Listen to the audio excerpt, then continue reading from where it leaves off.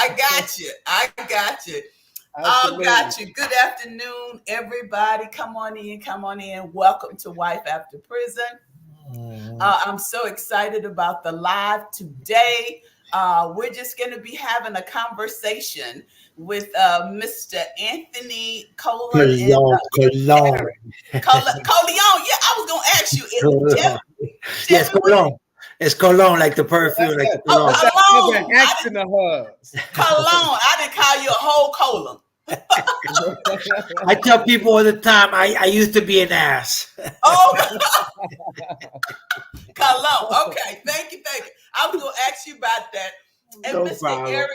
Eric Benson, again, thank you so much. Wife After Prison. Wife After Prison was founded in 2018 to raise awareness of post-incarceration syndrome. And what post-incarceration syndrome is, it's a set of symptoms and behaviors that those who are either in prison or have been released from prison, it's a set of symptoms and challenges that they have. I mean, they experience. It has to do with psychological distress. It has to do with social reintegration. It has to do with behavior patterns. It has to do with cognitive impairment. So this is what we talk about on this platform. And I had the pleasure a couple of weeks ago of being interviewed on Anthony and Eric's platform, and I enjoyed it so much. I was like, we got to do this again. Y'all need to come over to my house. So this is what the conversation is about today. And one thing about this, when I first gained knowledge of post-incarceration syndrome, when my friend who I was once married to, when his behavior just started to change on me, and I didn't understand. Kevin did 28 years in prison, and I didn't understand why had this man changed on me. And I said he changed abruptly, but he was changing internally, and I didn't see that.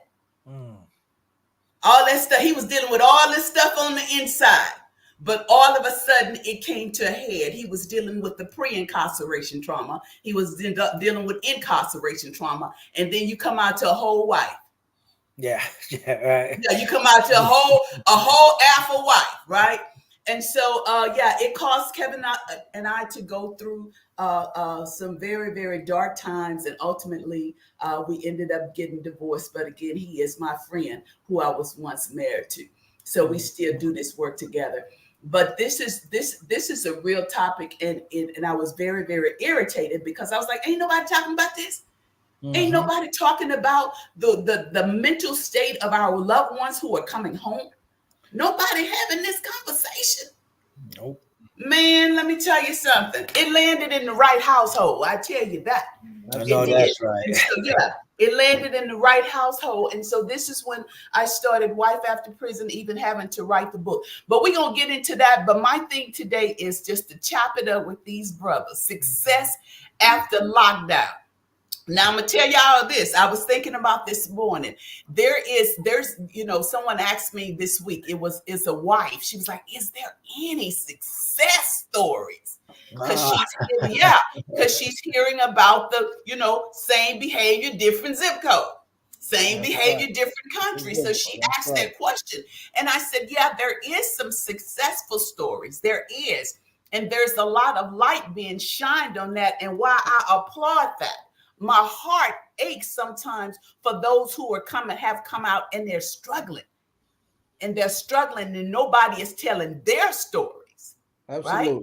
Yeah. So that's where I come in. I'm going to tell their story and my story and everybody else's story. But I selected you guys because I felt your heart. I see your passion, right? And I think when I'm looking for individuals to speak, I look for individuals who are honest about this thing and who are transparent about the struggle. Not only the success, while we applaud that, we still need to talk about the struggle so that we can help those who have not yet gotten to the point, into the space, into the seat where you guys are. So we have to navigate that. And so that they can get to where you are. So I'm going to shut my mouth. without further ado, You started yeah, this. I'm gonna shut my mouth and just let Anthony and Eric, if you guys don't mind, just tell us where you're located. You know how much time you did, and how long you've been out. And then I have some other questions about all that other stuff. So you guys go ahead. Yeah, you guys go ahead and jump in. This is BX. This is BX. We The from the Bronx. Bronx. BX is the Bronx. That's That's okay. the Bronx. Born and raised in the Bronx, New York City. We was raised together on the same block, Anthony and I know I can speak for that. And you know, we got in the streets together. You know, there's a little conflict or a debate that, you know, I brought Mr. Cologne to the streets or he brought me, but we're not gonna get into that. We were in the streets, you know, we were in deep. You know, it was an experience for us that, you know, that where we learn from our mistakes. I remember my grandmother, she used to say, you know, you're gonna learn the hard way. You know, you're gonna either be 6 feet under or you're gonna be in that prison. Wow. And I wound up being in that prison for 27 years and 6 months for taking a young man's life, just like myself, you know, that didn't deserve to die. You know, that was my state of mind back then, was caught up in this street life that, you know, I just thought that, you know, everything was peachy and we go out there and we sell drugs to the community and we, you know, kill off, you know, all the people in our community. Back then I didn't have a thought pattern in terms of a growth and development pattern in my psyche. You know, I just you know, I was a follower. I followed the times, you know, followed the times and where we were at, you know, growing up in the Bronx. Today I think we create, I know we created this platform just like you created yours, to find people that's genuine, that's honest, that's into nothing but positivity. We have no room on Success After Lockdown for negativity. We have no room for that. You know, so we target and find those men and women that's formerly incarcerated, that's home, staying home, and giving back to the community in a positive way. There's those of us that come home and we go back, you know, and that's just the facts and the reality of this, that some people learn faster than others. Some people get it faster than others. You know, some people, they'll never get it. They go into the grave without getting it. That's the reality too, that we cannot shake. It is what it is. So you know, we here to bring this platform to light and to show society that, you know, that everybody is not coming home and going back, because society has this perception that, you know, if you've been to jail, you're going right back. And to a degree, you know, they have some truth to that, you know, with some of us. However, we here to highlight those that's not.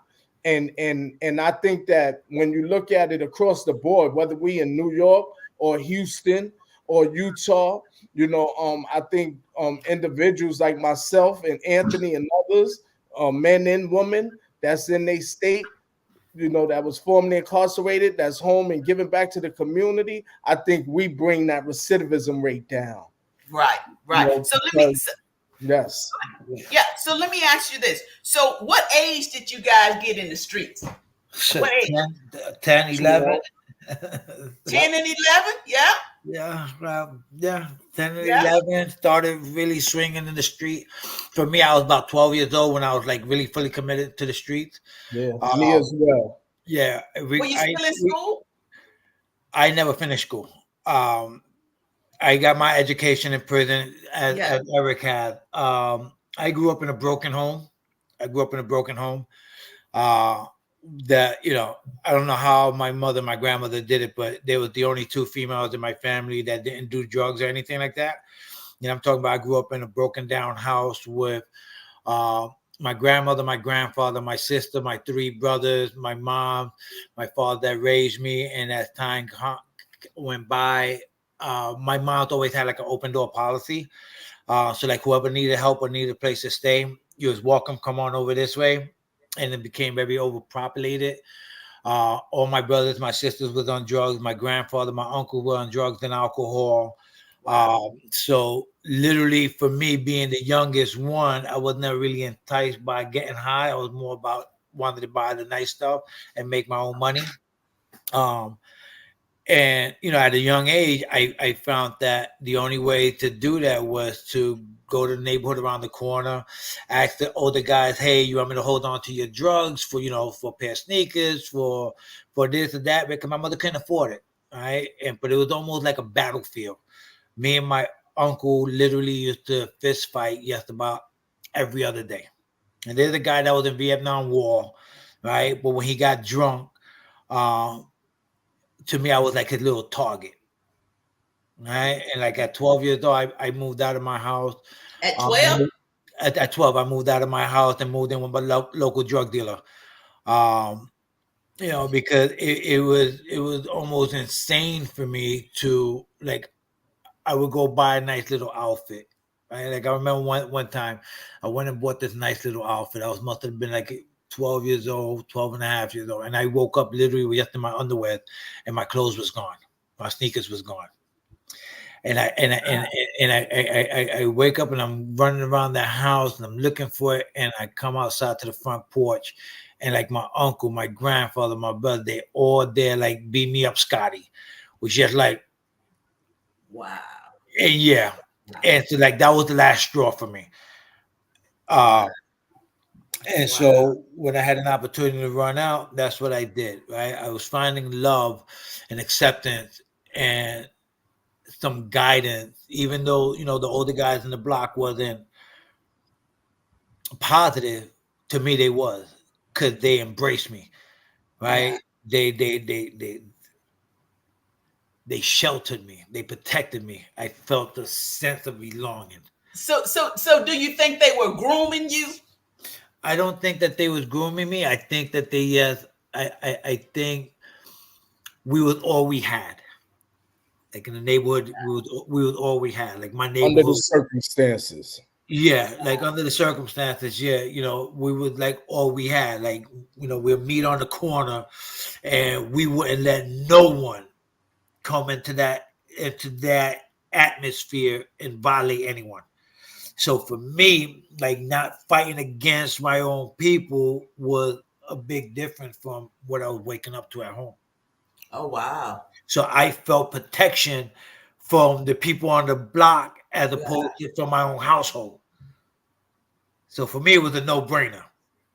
So let me ask you this, guys. Who went to prison first? I think we were like both going in and out. But yeah.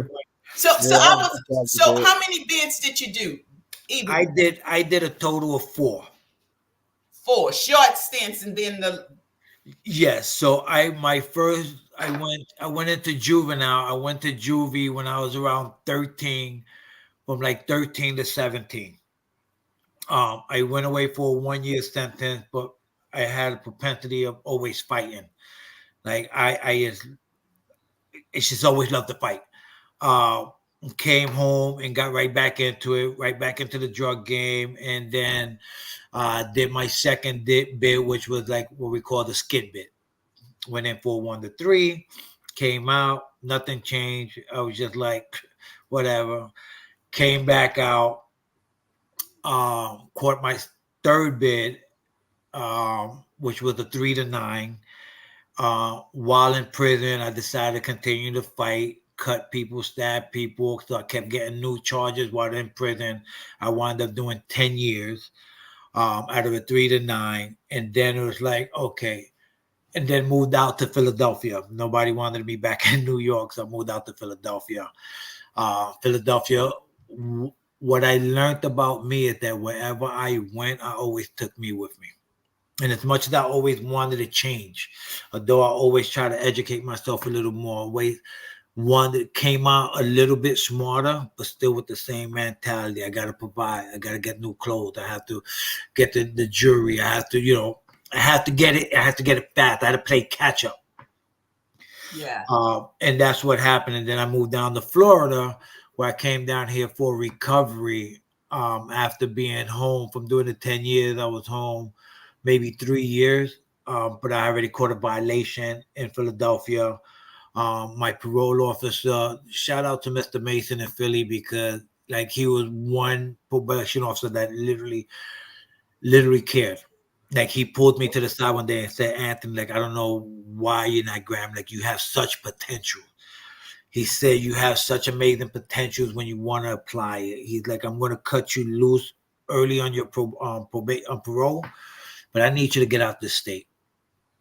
Go get some help and do something and follow your dreams. I moved down to Florida. And again, in Florida, came down here for recovery, started working and got into white collar crime, and then went away for 5 years. I've been home now going on six years. In October be 6 years. And since this last time is when it resonated with me. Yeah. It really resonated with me. And it was just like, what's going to change, Anthony? Who are you? Yeah. What do you want out of life? Right? And changing that mindset. And I started working in prison to educate myself more. I did every program that I can do to educate myself on money management, on etiquette, on criminology, on thought process, on, identifying who I truly am as a man, on what is it that I can bring to this world, and, what I have to offer. And okay, hold on for me. Hold down. Because I'm going in segments. You're going into incarceration. I got in segments. We didn't talk about the pre-incarceration. Yeah. I get that. I get that. You went through a lot. Right? And let me ask this. Then I'm coming for you, Eric. Because I always ask individuals when they go to prison, I ask them, what did you have to do to survive prison? Sound like you was already that guy when you went in, like, I ain't to be bothered with, don't play with me. Because some of them say, I had to become something. Sound like you was already that something. I was. So I grew up, when I was a little kid, they nicknamed me Scarface. That was my name in the street. It was Scarface. And, for a while, it was like a badge of honor to have such a name. But as in prison, when you have a name like Scarface, you have to live up to that moniker, right? People want to know why your name's Scarface. Are you really Al Pacino in the movie? Are you really about that life? So for me, it was like what was started out as a nickname became a lifestyle for me. And I literally had to live up to that name. So I was zero tolerance for any type of disrespect. The minute somebody started to go left, I didn't even let them make the signal turned on left. I was on go. It didn't matter how big you was, who you was with, what gang you was with, what nationality you was, Puerto Rican, black, white. It make me no different. One thing about me, let's just go, right? Hold on, man. Let me tell you something. We need a whole series with this conversation. Yeah, we do. Because we need a whole series with this thing right here. But this is the deal. To my family members who are out there, let me tell you something. This is all about exposure. Once we get exposed to something, we cannot be unexposed. Right? Absolutely. Because there's a lot of family members, and trust me, I ain't knocking met in prison, married in prison. I ain't knocking none of that, right? But my thing is this: do you even know what your boo then been through? Right? Do you even know? Because sometimes, they don't know the history. Yeah, and we don't tell it. A lot of times we don't tell it because we still going through the trauma and within ourselves, and not understanding ourselves and learning ourselves to be able to express that to our significant other. Right. So So were you guys ever in the same prison together? No. Never. It's funny you just mentioned that. Just to go back on that, when I was doing my 3 to 9 bid, my son's mother, again, I had an opportunity to come home within 3 years minimum sentence, right? And I chose to continue to live up to this moniker. And I remember after, I think 5 or 6.5 years, they brought me back down from upstate back to Rikers Island on a new case. And my son's mother came to visit me. And she was very cold, like standoffish. And I was like, what's wrong? And she asked me a question that it resonated with me years later. And she was like, when are you planning to come home? And I remember looking at her and I said, well, when they let me out. She said, no, you don't understand. I agreed to stand by you. But every time I turn around, I'm getting a letter from you while you're in the shoe. You want to continue to be a gang member. You want to continue to be this tough guy. But the one who's suffering is me and your son. See, you expect me to continue to keep coming up here every other week. You expect me to keep bringing your son up here to see you, but then I have to go through the trauma while you in solitary confinement. I have to go through the extra BS layer of security because of where you're at while in prison. And my question to you is, when are you going to stop your BS, do your time, and come home? And I literally remember looking at her and said, what do you want me to do? Be a sucker? And she said, she looked at me and she said, no, I want you to be a fucking man. I want you to Talk man about it, up. Mama. She said, she's like, listen, I'm going to be honest with you. I don't think you get it. And for that reason, remember, I used to always tell you one day I'm going to get fed up. That day is today. I will make sure you see your son. I will make sure that you have money on your books. But I have to live my life. And unfortunately, it's not going to be with you. And like it hit me later on when I got back to the cell. And I'm saying to myself, nah, she ain't serious. She, you know who I am? She ain't going nowhere. And she stuck to her gun. And it resonated with me later, like, wow, she really got fed up. Mm-hmm. Yeah. My stupidity and my behavior didn't only affect me, it affected her. Absolutely. In a way that I couldn't even comprehend. That's Absolutely, right. Absolutely. And this is again why what this platform is, because I don't think that a lot of them on the inside understand that the trauma and the impact that it has on us. One lady told me, she said, Miss Sheila, I've sat down and I've counted every dime that I have given to the system since he's been locked up. She says it's over $60,000. No, that's a fact. Especially mothers. Especially mothers and wives. They sacrifice. And that's why I always say that if you find a man that's married in prison, like she's also doing that time, that same time that you're doing, that we do. She might not be, in there in that cell, but she's locked up outside, out here. Because and she has a lot more responsibilities on her shoulder than we do inside. We sit back and wait for her to put money on the books. We wait for that package to come. Get mad at them when it don't happen fast enough. And don't understand.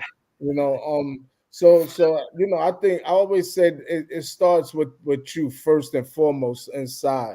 The inside has shown me. I begin to see those brothers that were like me, grow up in there, and that show total disregard to their wife or to their loved one or to their mother or anyone that was taking care of them. Total disregard, because they living in this moment of just wanting now, wanting this, and taking advantage of people. Like I said, we always knew right from wrong. I think all of us, know right from wrong. And it's when do you man up and say, I'm gonna take full accountability and responsibility for your life. So Eric, let me ask you this, because we briefly talked on that with this when I was on your show. So was it a specific time, a moment that you looked at yourself and you say, something got to happen? Anthony, what you just said is so powerful, so powerful, so powerful. Thank you for sharing that. But Eric, was it a specific aha moment? Like, man, look here, I can't. Absolutely. Yeah, tell me about that. Absolutely. And I say this with all humility because I'm a bit unique um than the average person in prison.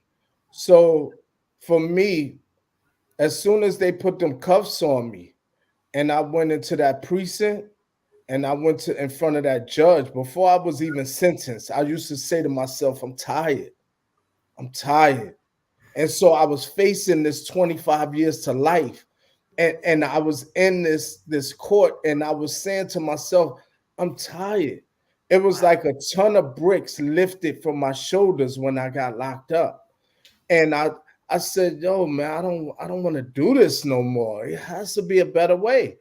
And so my transition and my self introspection, I believe, started when I was locked up for this last time. I didn't share with you and your followers my short lifespan when I was a youth, coming out the house at 12 years old.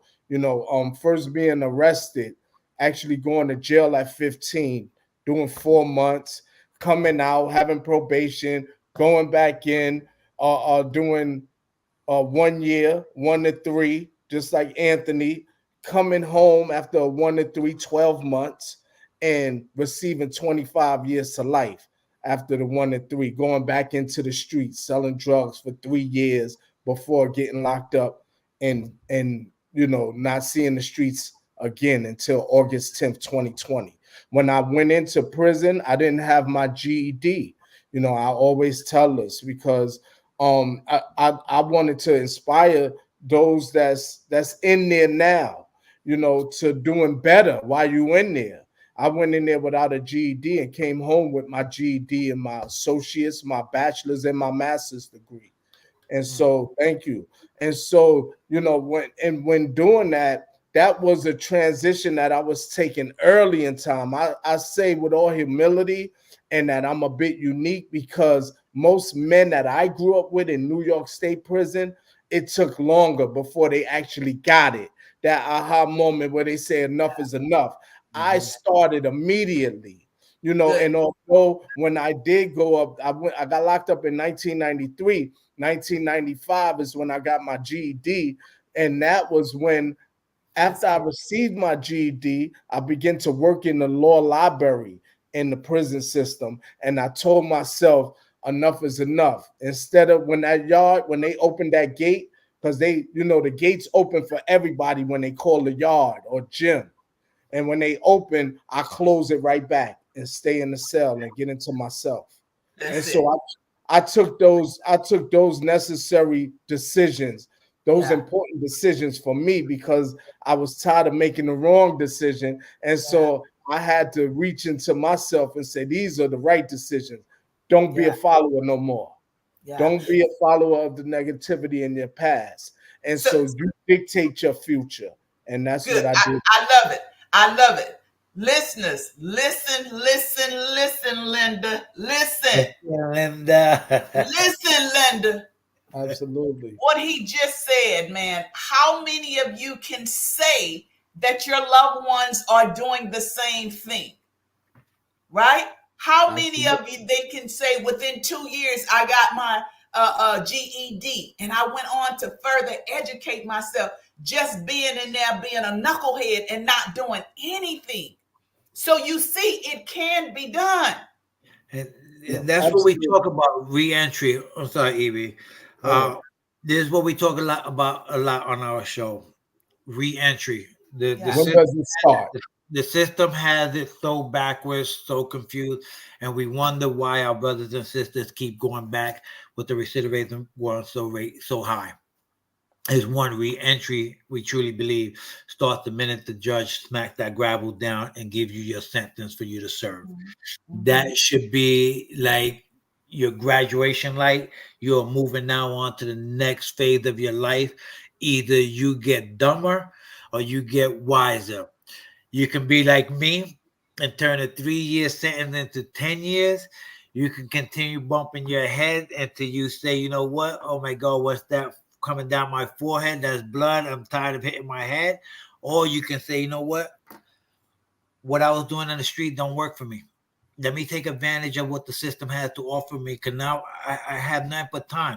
Let me go to school. Let me educate myself. Let me start surrounding myself with people who are having positive conversation instead of wasting my time in the yard talking about all these fantasy stories, how much money I was making in the street, what kind of car I was driving, how many women I cheated on, how many, all this negative stuff that brings you no value at all. And let me say this, Anthony, and to speak to that and add on to that, we have, of course, the system in New York State that I can speak of.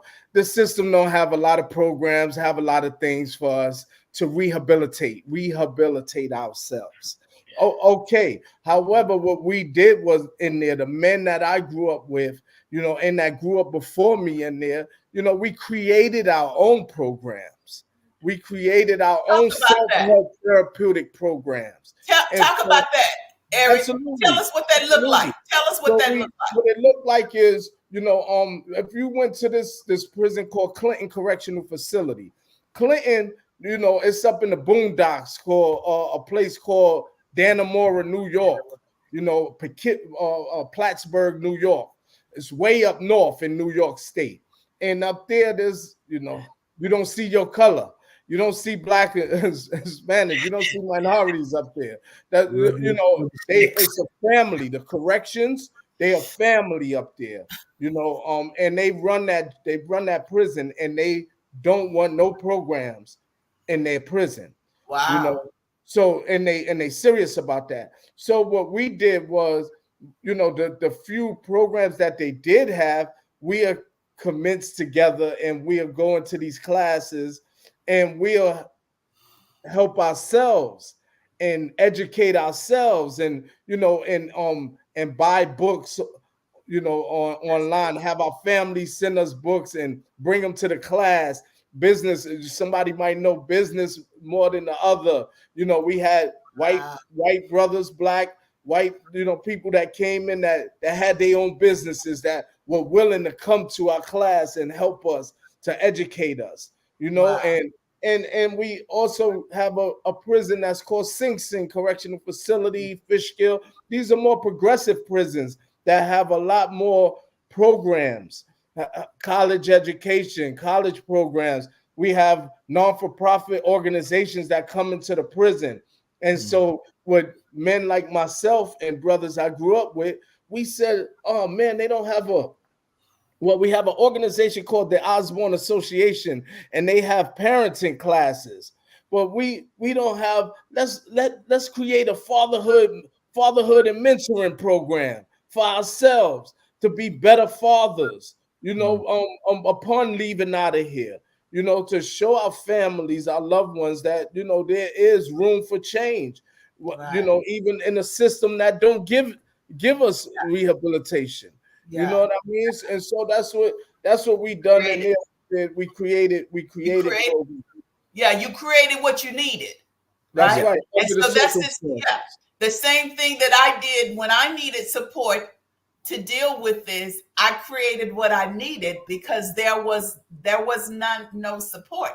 And I'm telling, there was no support for the family members. So we getting ready to turn the curve. We've been talking about the families. How you guys' families doing? My family is doing good. Me and my wife, it's still, but me and my wife are very two strong personalities. We have created and built an empire, since I've been home. We both have very strong views. I'm proud of my wife. Like she's, it's very stressful what we do.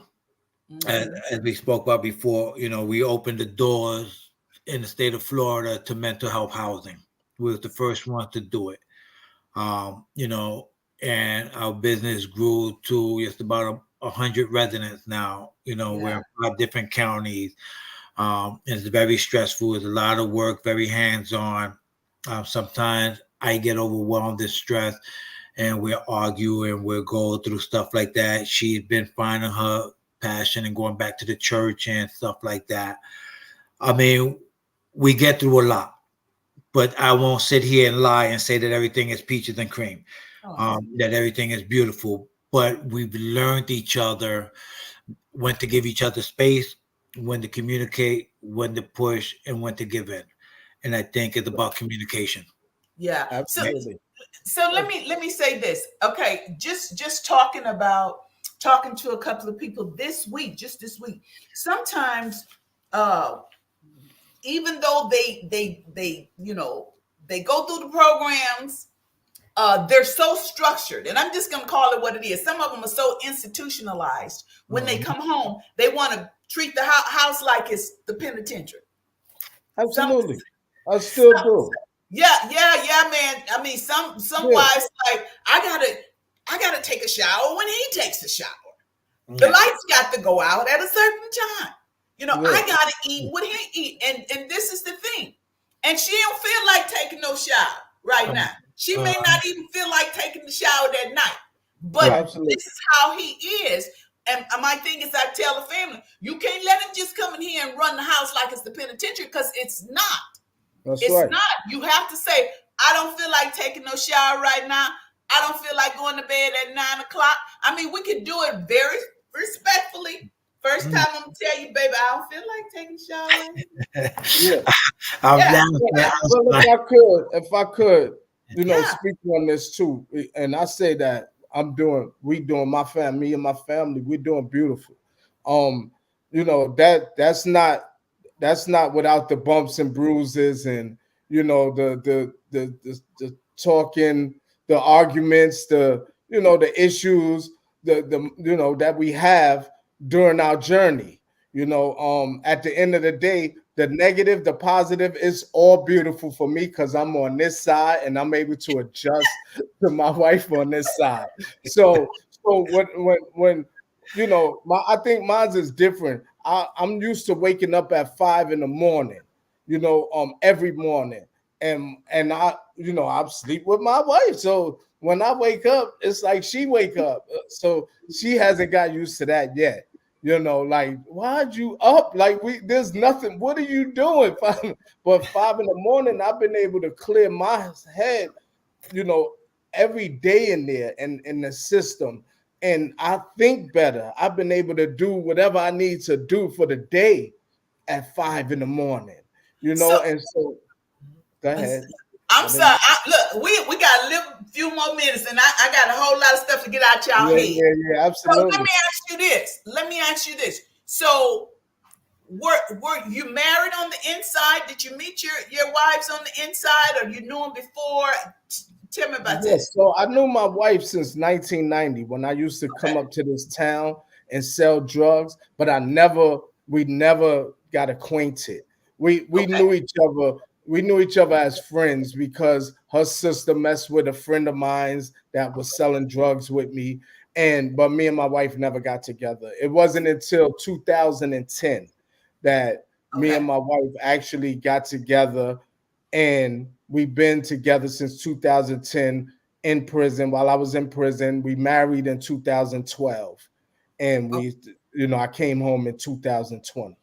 You came home. Okay, so you came home 8 years after you guys got married. So what was that like, transitioning from prison? Now I'm in the household. I got a wife. She 24/7. She 365. How was that? That was my gift and my curse. It was hell. It's like being in prison all over again. But you know what? I welcome that with open arms, because I know that when she does things, it's all out of love. Sometimes I could get upset because I feel closed in. I feel like I can't go nowhere without you. Where you going? However, I know it's all done out of love. I know that woman loves me, and that she been through, a lot with me in prison and me transitioning out here into society. That's where the PTSD comes in. I believe that everyone, I don't care who you are, or if you did time, I'm not going to put a degree on time. 5 years, 2 years, 25 years, 30 years, you suffer from some type of PTSD, post-traumatic stress disorder. Yeah. And and it's the way you handle it. Some of us actually get it and we understand what's going on with ourselves, and we take the necessary steps to getting ourselves right. Some of us, we don't get it, we miss the mark, and we get to arguing with our significant other, and forget that person just did this much time with you, and she's there because she loved you, and she's doing this out here because she loves you, not because she want to see you staying in the house. You know what I mean? She will see you successful, but she also want to make sure that you spend time with family. Right. So a lot of that, these are a lot of things that we argue about that's similar with all of us that been in the prison system. All of us men. I noticed in interviewing a lot of men and knowing a lot of men that's formerly incarcerated, we all have similar stories when it comes to our wives and us transitioning back out here into society. What were you gonna say? So my guests want to know about therapy. Did any of you guys go to therapy? Yeah, so I was looking at Missy's question now. So the question to the last person that went and asked no to that question, to Valerie. As far as Missy, yes, some trauma therapy, definitely has to go through some trauma therapy. Again, there's a lot of things that transpire through the trauma that Eric was just talking about. I'm a very strong believer in therapy, right? Because some of us, we don't want to face a lot of things, but it hinders us from our growth, right? We start to believe that the lies that we created in our lives, that men don't cry, or it's never my fault, it's everybody else's fault. We don't take the accountability. I truly believe, and I tell you all the time, I stand by therapy, because there are some things that we don't recognize, that we need to speak out loud to someone who doesn't have judgment, that can just point out to us where it's hindering us from moving forward. So that was a good question. So yeah, I've done therapy. I've done trauma therapy, because again, I had to persuade myself that I wasn't Scarface. You wore that mask for so long. I had to learn to be Anthony. Even when I talk about this, even when I was in prison, when I started to transition and starting to believe in who I am, I had to put positive affirmations in my cell and my sink over my little scratched up mirror. I love it.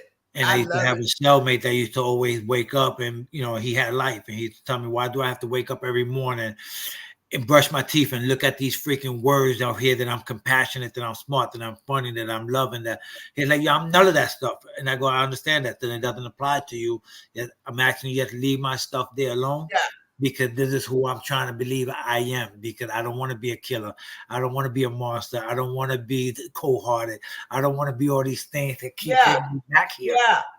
You know what? That is so it. You got to do the work. And like you said, why do I have to say this? Why do I have to do this? This is the thing. In order to change, you're going to have to do some things you may not feel like doing. You have to say some things you may not feel like. That's how transformation takes place. And this is another thing. Family members, hear me out. See, we trying to wait till they come out before we start feeding them this. You can't wait till they get out this back gate and start saying, oh, baby, I need you to do your affirmations today.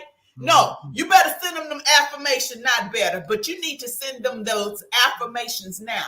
And on my website, I have so many downloadable resources. All you have to do is download it, print it out, and send it out. Send it to them. Right? Change come with our mindset. If we don't change our mindset on how we view ourselves, right? How do we expect to be who we're destined to really truly be, right? There's a question here by Kat. The biggest relationship adjustment for me was learning to sleep in a bed with another person. Have to sleep in on a twin size thin mattress for so many years. Now to be in a bed and cuddle and feel somebody else's warmth. Yeah. That was the biggest adjustment for me, right? Because I'm not a very touchy feeling type of person, so that was a big adjustment for And me. I think the biggest adjustment for me was us adjusting to being patient with each other. We, Mhm. I've been home August 10th, 2020. We still struggle with it. However, we know that there's nobody else that's going to do it for us but us. So we acknowledge it. Sometimes we want to be in self-denial with each other because, like Anthony, my wife and I, we both strong-headed, independent, beings, and so we clash.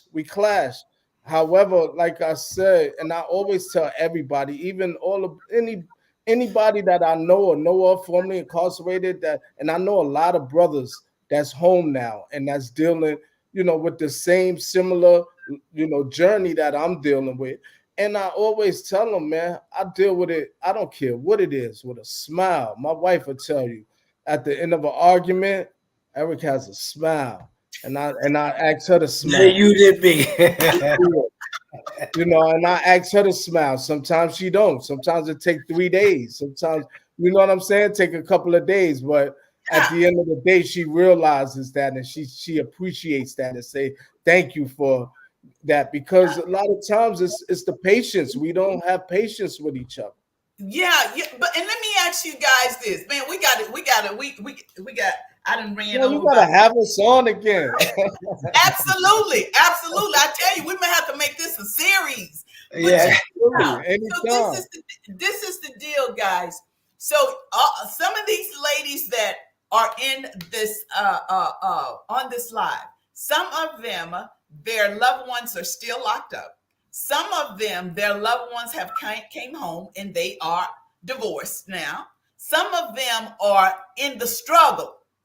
They're in the struggle right now with Mm-hmm. their loved ones. And like I said before, it's like the same behaviors, different household.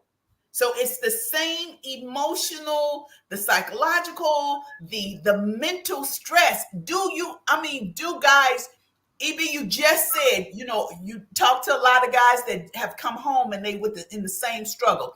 But do you guys really understand the emotional toll that it puts on us when we're trying to support someone, right? Just like we're needing patience from you, you guys need patience for us. This new to us. Right. This Absolutely. is this is so new to us. But if you really understand I'm telling you, And wives and girlfriends, sometimes we want to talk to you guys or them or whomever. We don't know how because we don't know what's going to set it off, yeah, Bingo. right? You just hit it, Sheila. You just hit it. From my personal view, this is what I truly believe, because this is what I had to do to get to where I'm at. And this is just my experience, right? To that question with the woman that out there that's struggling with they man or they loved one still incarcerated, just coming home. I truly believe conversation, open conversation. Let's stop trying to impress one another. Let's stop trying to say the things that we think that the other one wants to hear, right? Is to really sit down, even while they're incarcerated or when they come home, to actually be able to sit down with your loved one. And I think it's very important, it's detrimental that you do that and explain what the expectations are. How can we communicate? What is the view and what is the vision? Where are we trying to achieve and where are we trying to go together? If those things are not in alignment, right? It's okay, have that conversation. How can y'all get in alignment? And if it's non-compromisable, that my alignment is going to stay over here and yours is over there, it's okay to say, listen, no hard feelings. Don't drag absolutely. me down with you, right? I would always love you. I would care for you. But if I'm trying to go over here and you're trying to go over there and there's no meeting in the middle, why drag it out? And I think some people, for a lot of relationship, they feel because they've committed, that the girl did the time with them, or that they owe them, or the man feel, dang, I'll stay in here because she held me down, right? No, it's got to be more than that. It has to be something that y'all both want to be in alignment with, right? And if it's to live in a happy life and be in a business together, or work to support the family and have that dynamic, it has to be in line, because most people don't have that conversation. They Yeah. get the blitz of happiness of, oh, they home, let's go. Then all of a sudden it's like, I can't get that job, right? And it's like, yo, babe, you're home now. It's been 6 weeks now. The bills are getting heavy, right? Yeah, Yeah. that's right. And that's Yeah. a struggle, if I could. And that's a struggle, right? Adjusting to that, to finding where y'all both at in life, and which y'all both are able to walk that same path together. You know Yeah. what I mean? In terms of whatever it may be for y'all. Yeah. Communication is very, very, very Yeah. important. And I understand what you said, Sheila, and you're absolutely right that a lot of times we don't understand the women that did this time with us. And I have to say to anyone that's in prison and that comes home and that's in a relationship, go back to prison. Go back the right way now. Go visit someone and watch those, look at those steps that wife, that girlfriend, that mother yours walked with those packages in their hand. Walk up those steps, because that happened for me. I came home in 2020. In 2021, I went back to the same prison I was in, on where I got my education, and I went to their graduation. I went to inspire other brothers that were still in there, that are still in there, looking to come home.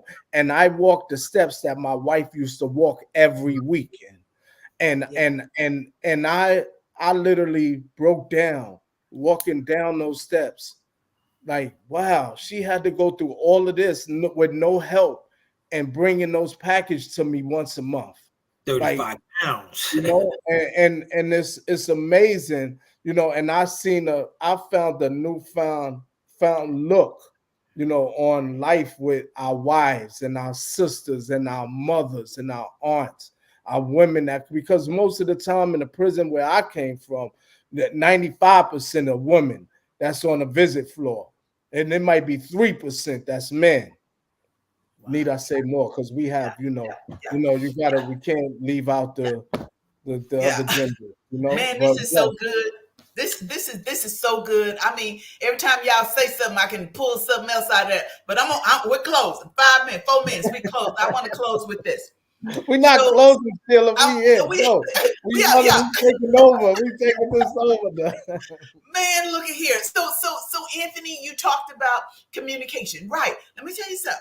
It's some brothers that come out here somewhat. When I say brothers, I'm talking about what I'm talking about. But they don't know how to communicate, and their pride won't let them say I don't know. I talked about that in my book. I have a chapter in my book called I Don't Know. Right? Yeah. And so we have to get them to the point where, okay, man, just have to accept the fact that you were away. You had somebody making decisions for you, so you didn't have to do a whole lot of communication. So my communication skills are lacking right now. So I don't know. Right? Well, So that's where learning the hard way come in. yeah, Some people got to learn the hard way, just like we had to learn to transition ourselves and to be better persons while we were in there, to come out here and be a better person. You're gonna have to, and I would dare to say, therapy is definitely number one on the totem pole. To getting yourself together. Also, to go into these groups that a lot of men don't like to go to when they come home. Oh, I don't need that. I did that in prison. I don't need to go to AA. I don't need to go to anger management class. Yes, we yeah, do. yeah, Yes, we do. We need these things. You know what I you need mean? it. So it's You very need it. important. So I Yeah. understand. I'm with you 1,000% on that. And this is another thing that I'm working on. I'm gonna have to see how I can fit it in, because it was about, I guess, about 15 guys. They came from little different units around here in Texas, And so I had a support group for men. When they come out, y'all need a safe space where you can talk. You can say, man, I don't know how to do this. This chick want me to do this. I don't know how to do this. What can you help me? You needed a safe space. But during that time, me and Kevin was still trying to duke this thing out. So it became too much for me. So I backed out. And I said, Kevin, will you take over the group? And he said, I will take over the group. But the guys, they so used to Miss Sheila just nurturing them. And they like, Miss Sheila, if you ain't going to be in the group, we ain't going to be in the group. Okay. Well, But my thing is this: we need to create a safe space for these brothers coming out. Absolutely, and that's really the key, right? But they got to want it too. They got those who want it. Like, and I tell people, like, listen, you ain't got to impress me. You ain't got to lie to me. Listen, at the end of the day, you got to look in the mirror with your own self and deal with whatever it is that your life is going about. Right. And if you ain't willing to take some accountability and responsibility and find the guidance and the tools that you need to be the better person that you are, you're going to just be the same person you was. Pardon me. I'm in recovery, right? I got over 10 years, of sobriety, haven't had a drink, no drugs, no nothing, don't even smoke cigarettes, right? And I used to do this men's meeting. We had created this men's meeting out here. And the men's meeting is because when you go to a co-ed meeting, that ego comes out. Guys want to talk and press and they're out. Yeah, I got clean. Now I'm driving a Mercedes Benz and I got the Rolexes and I got all this, right? And it's like, okay, is that recovery or that's ego, right? So we created this men's group where we can go in there and be vulnerable and cry. And I love that meeting because it was just all men. And we used to be able to sit there and open up on what's really going on without having that ego and having women looking at like, man, that's a tough guy, this, that, and the third. Get vulnerable. Sometimes to do that, you have to get uncomfortable to get to a comfortable feeling in life. Yes. And now we just don't want to do that and so we don't grow. Yeah. Growth comes from being uncomfortable. You got to be uncomfortable with some things. You got to say some things you ain't willing to say, do some things, go to some. Man, I go through a lot of uncomfort, but it comes with growth and development. The only way to grow, a baby don't come out of his mama's stomach, already knowing how to go to the refrigerator or breastfeed or pump, right? Absolutely. Yeah. And that's another thing that I learned. I learned incarcerated is that I begin to become an open book. And everybody that knows me knows that I'm an open book. I'm vulnerable to everything now. Yeah. Like I don't hold back anything in life. And so my journey has taken me to being able to embrace the negative and the positive. Anything that come my way, I embrace it and I crush it. As fast as the negativity comes in, my way, I crush it. That's out the way because I'm full positivity. And I think that's what a lot of people have to, for real. I think that's a part of your growth and development. You being able to, take that on and understand that, you're going to get a lot of negativity. We're going to get a lot of things that come to us. We got to take full accountability and responsibility for our lives. And that's just what it is. Yeah. So the last few minutes, talk to us about Success After Lockdown. And why it was created. So Success After Lockdown was actually created, as a platform for men and women that's formerly incarcerated home, as making a difference, doing something positive for their community, within their community and their lives, and their families. And it's bigger than a podcast. So we got a lot of big things that we're looking forward to with Success After Lockdown. One is definitely seeing us on the network soon, So, and we looking for any sponsors that can help us to bring in this message to Houston, to Utah, to Nebraska, everywhere, because there's a success in every state in this country, I believe, after lockdown. And we it's measured. This ain't just, we don't just talk about this, you successful, you rich. this is measured. Success is measured, and that's what we look at. And on our journey, we already been to Florida. We did our podcast in Florida. We look to do it in Atlanta next. We look to be in Houston. Another time we look to be in North Carolina, and we definitely want to stay connected to individuals like yourself and others that's formerly incarcerated, that's making a difference in their community and their state, because we want to travel, and tell our story and be able to get into the prisons and speak our truth. So you must didn't get the memo or the email that y'all stuck with me. Absolutely, we got it. That's what I'm talking like. You got that email? Okay. I just want to make sure you got the email. But anyway, guys, from the comments in the feed, the audience have enjoyed this live, and we're definitely gonna have to do it again. And we're gonna have to get something where we can collaborate to do something again, where we can get couples in a group together. We can have a live with just couples.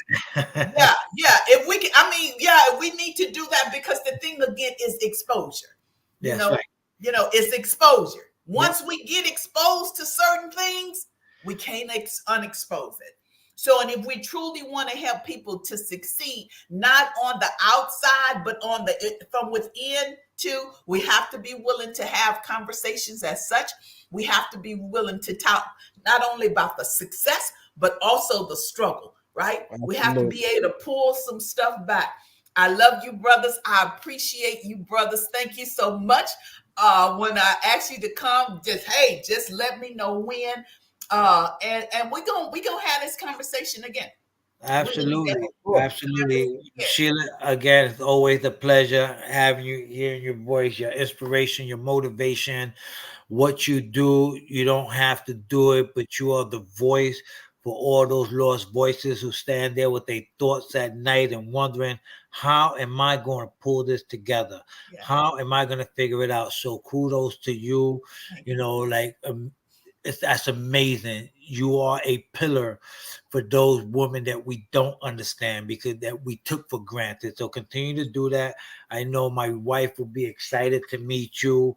And it's always an honor and a privilege. And you can reach me anytime. I'm available. We'll make it happen. Good. Hey, go ahead. Hold on from Eric. I just want Mark to drop you guys' handle, Facebook page or whatever in the feed, so you guys who are on the live, y'all follow these brothers. Follow Success After Lockdown. I've been looking at them. They're doing some amazing things. Just follow them on IG, on YouTube, TikTok, Anchor, Spotify, YouTube. We're on all social media. My personal social media is also Anthony Colon 1188. The same thing as my Facebook. Follow us, subscribe. If you know someone that's been where we've been at and making an impact in their community and coming home, please send us an email at successafterlockdown@gmail.com. We'll love to interview them and talk about them. Okay. Absolutely. And if I could just want